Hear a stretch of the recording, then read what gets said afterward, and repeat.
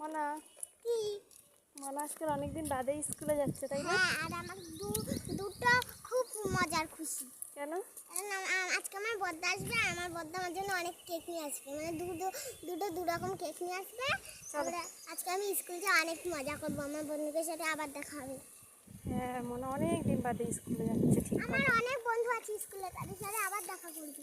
তোমাদের বন্ধুর নাম জানো একজনেরও? একজনের জানি না, তিনজনের।